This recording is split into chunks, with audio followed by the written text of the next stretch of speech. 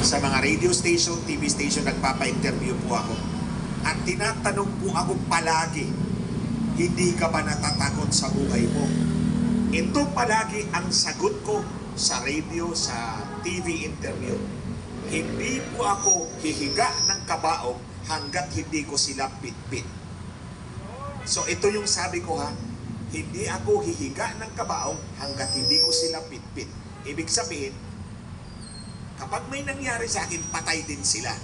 Ito po mga general po ng PNP, mga kernel ng PNP na kalaban ko noong panahon na yon. So ang ibig kong sabihin, ang sinabi ni Inday Sara, sinabi ko na yan noong 2018. Na hindi ako hihiga ng kabaong hanggat hindi ko bitbit yung mga PNP generals at kernel na may kinalaman doon sa pagpatay ng personal aid ko. Pero wala silang nagawa. In other words, yung sinabi ni Inday Sara is a matter of survival. Di po ba? O tingnan ninyo. Sinabi ko, hindi ako hihiga ng kabaong hanggat hindi ko bitbit itong mga general na to, itong mga kernel na to. May kinausap din akong tao, tulad kay Inday Sara, may kinausap din akong tao, pag pinatay ako, patay din to. And I survived.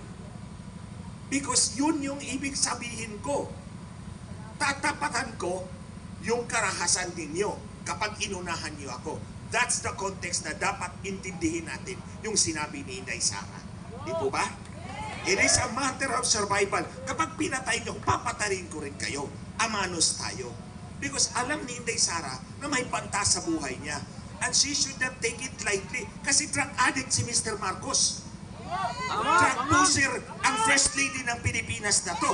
At mga manipulador ito, minanipula nila yung eleksyon para makaupo sila sa Malacanang. Believe me, tingnan ninyo, yung paratang ko na nasa affidavit ko, sinagot pa nila? Mahigit 1 taon na. Hindi nila sinagot dahil totoo yun. Anong sinagot ng mga Marcos na to? Sa akin, sinampahan ako ng 4 na disbarment cases. Pinapatanggalan nila ako ng lisensya bilang abogado. O hindi umobra. Ngayong araw, sinulatan ako ng BIR. Ang Bureau of Internal Revenue na naman ang ginamit laban sa akin.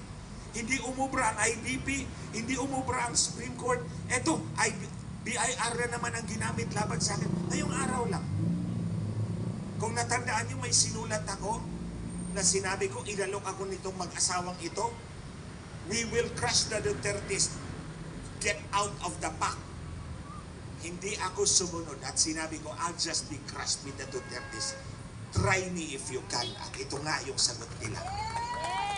Pero mga kababayan, sa halip na matakot, nandito ako sa inyo.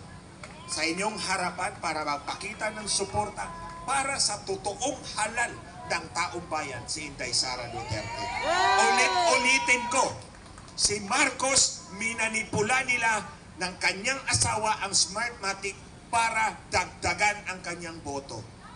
Pag dinagdagan mo ang boto, kumuha ka ng boto sa iba, nandaya ka.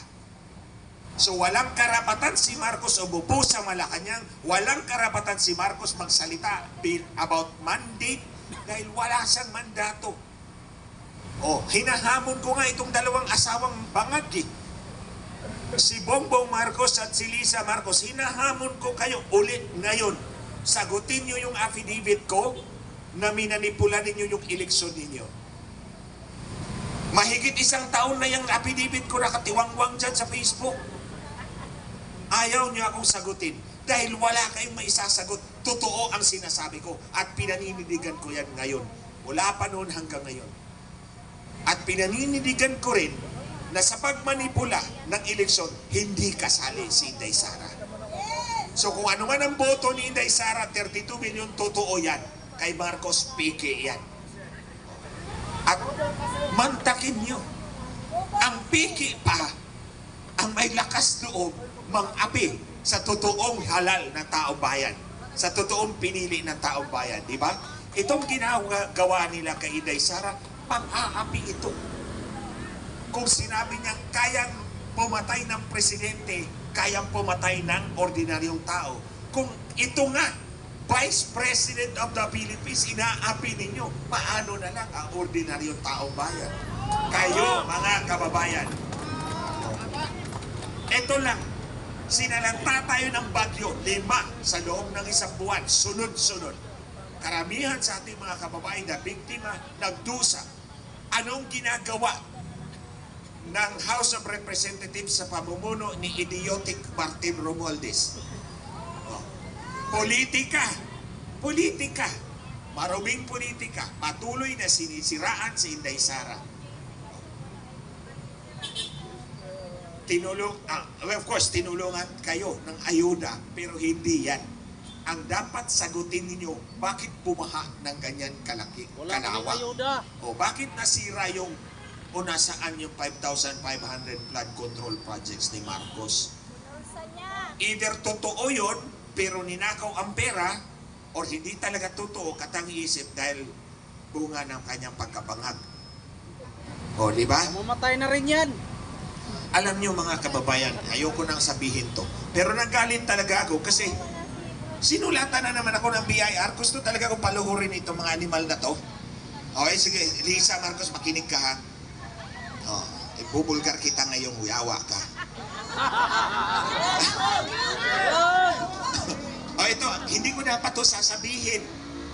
Pero dahil kumukulo talaga yung dugo ko papunta rito, makababa pa yung travel ko traffic Minsan, di ba sabi ko sa inyo, alin kami na technical na nagdi-dinner palagi sa bahay nila sa Nara Street sa Forbes Park.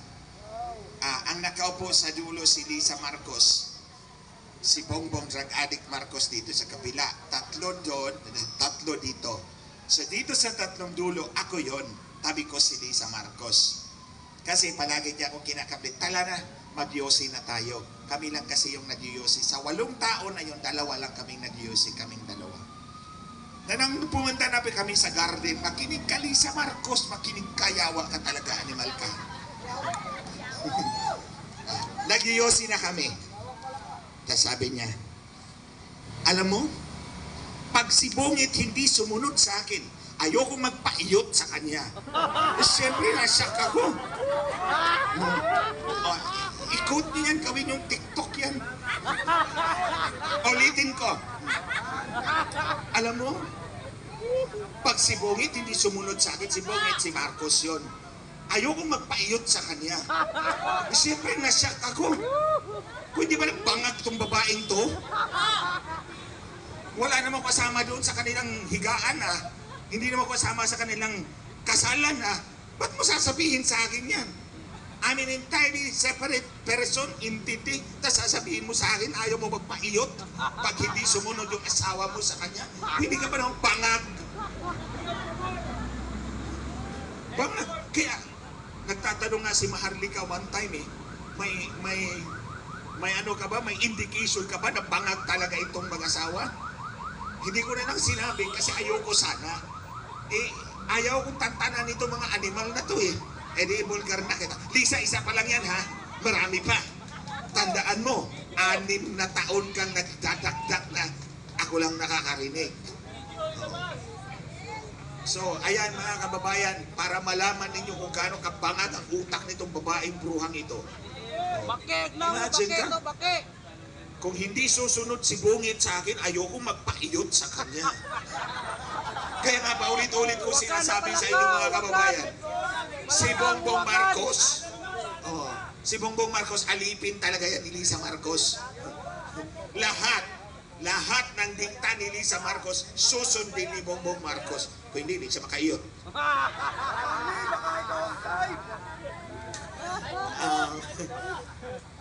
Hindi naman ako nag-ading para patulan siya.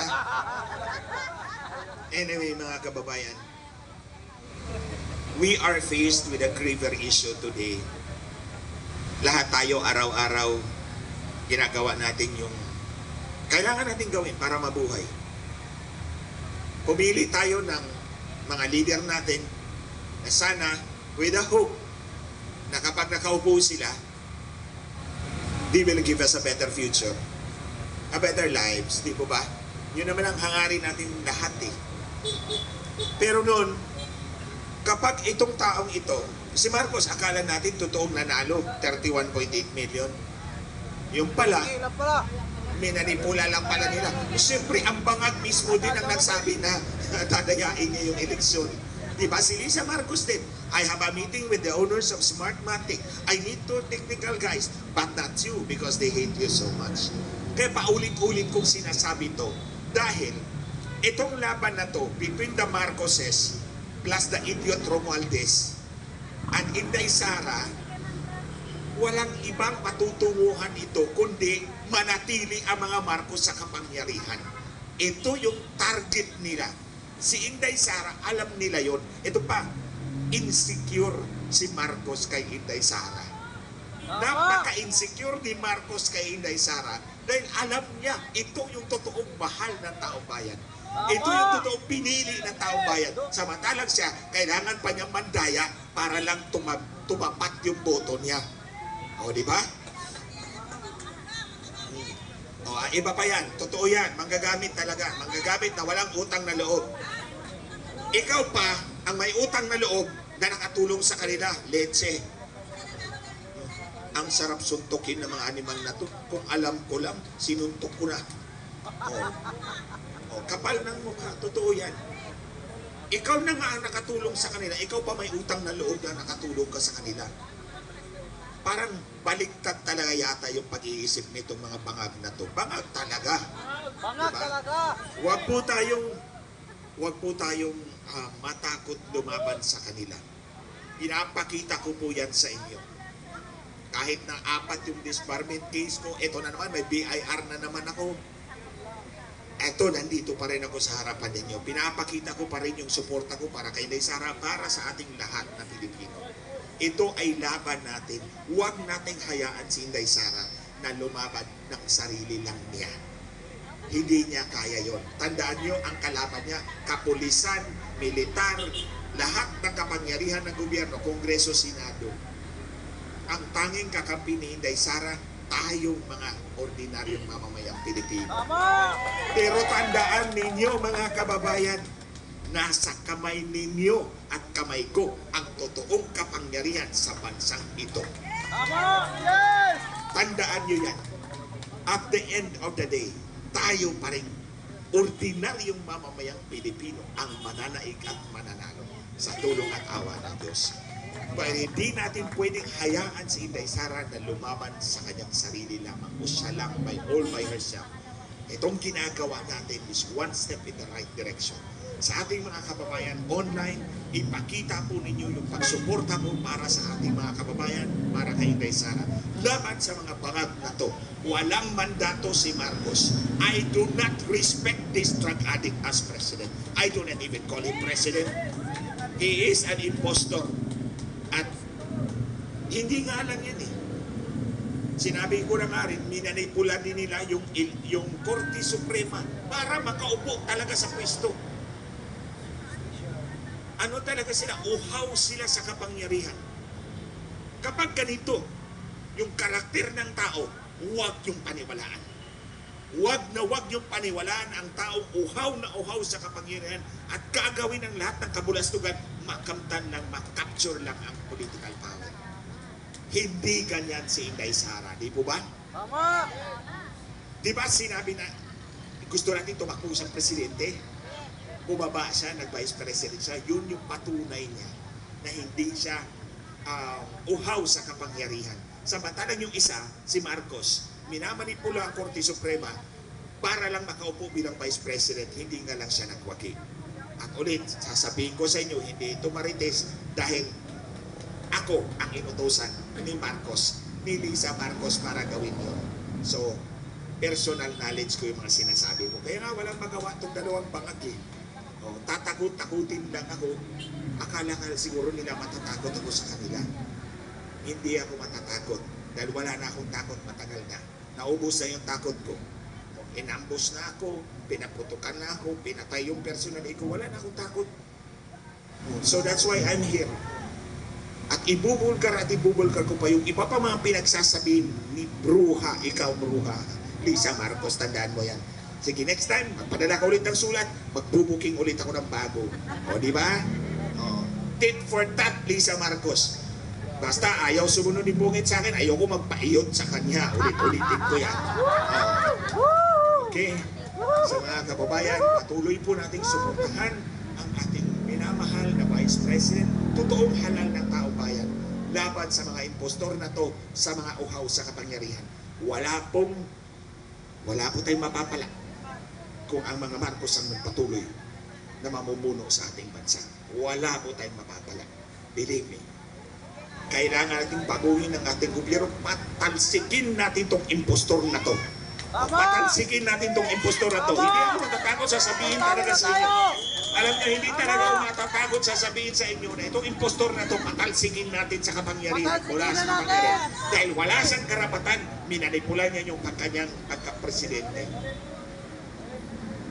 At ulit mga kababayan, ulitin ko, yung sinabi po ni Day Sara, yung sabi nila ay banta, sabi ni Marcos, papalagan niya, hindi po ganun kasama ang ibig sabihin ni Day Sara. It is a matter of survival. A matter of survival that I know, pag ginamit mo yan, you will survive. Because ginamit ko na yung script na yan dati pa. Kaya nga sinasabi ko sa inyo, yung sasabihin ko sa inyo ngayon, personal na karanasan ko. Hindi marites, hindi haka-haka, hindi opinion, hindi teorya. Totoong nangyayari sa buhay. So, we take it as that. Huwag po tayong maniwala na nagbanta nga talaga si Inday Sara. It's a matter of survival. So, muli, sa mga susunod na araw, babalik na lang po ako rito. Actually, nauna na po ako sa inyong lahat. 4:30 ng hapon nung Saturday, nandito na ako. Pumasok ako dyan sa veterans. O, hinahanap ko yung mga kasama ko. Kayo, wala pa kayo. Gabi pa yata kayo nagsimula, di ba? Parang gabi pa kayo nagsimula. 4:30, nandun ako sa loob sa may emergency. Tapos 5 o'clock, umalis na ako kasi wala naman ako. Hindi naman ako pwedeng magsalita doon. Magdakdak ako lang ng sarili. Wala kayo eh. So, si Bishop dumating alas 5, nung Saturday pa lang. Tapos kahapon kasi kanina may hearing po ako sa korte. So, kailangan ko mag-prepare kagabi. So, ngayon, tapos yung hearing ko, andito po ako sa inyo. Muli, maraming salamat po. Ipakalat po ninyo sa TikTok yung ayaw niyang magpaiyot. Para makita for all the world to see na bangag talaga ang bruhang ito. Maraming salamat. Palakpakan po natin, Atty.